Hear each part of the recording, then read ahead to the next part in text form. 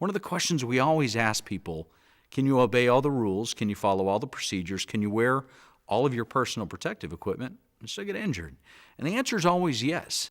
There are two parts to safety. One is the traditional approach in which we use rules, procedures, in which we try to get into compliance.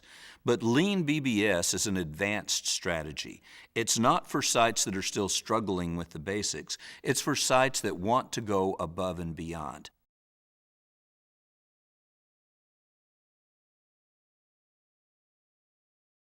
If we have workers that are working in perilous conditions, there are many ways that we can prevent them from getting injured. One is what we call conditional safety. We can work with the cliff itself. We can try to make the workplace safer for the worker.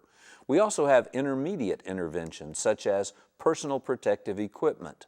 This doesn't prevent the event, but it lessens the resulting severity. If you haven't thought about it this way, it's an important distinction. Wearing fall protection doesn't keep you from falling. You just don't fall as far and land as hard.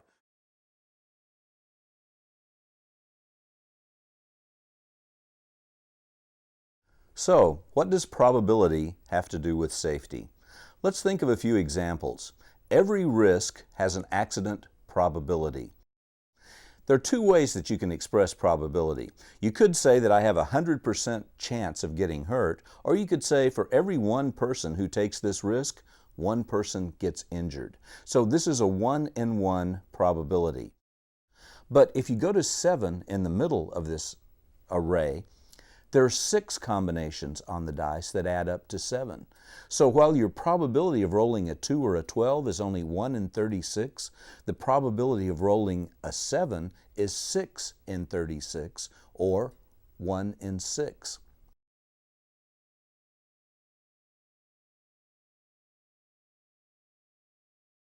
One of the most important things you'll do in your behavior-based safety process is to develop a site-specific checklist. What if we only work on the top 4 or 5 behaviors that we discover in our Pareto analysis? By the way, very often the top 4 or 5 will impact over 80% of our accidents, and we'll find out if that's true at your site once you complete this analysis.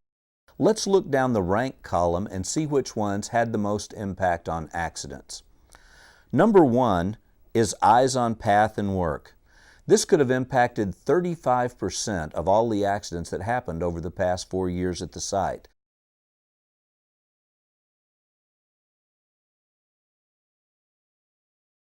What does a BBS process look like? It starts with you, the worker.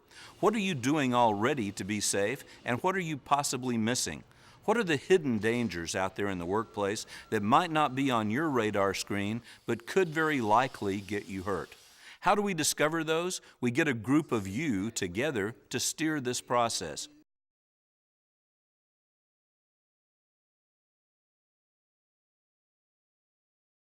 The first step is to announce that you're making a safety observation. Before you begin, show your coworker the checklist and make them aware that you'll be observing.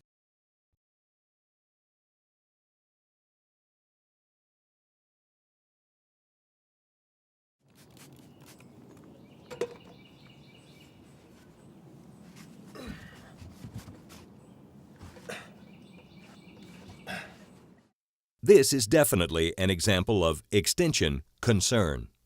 Even though both feet are still on the ladder, he's reaching much too far.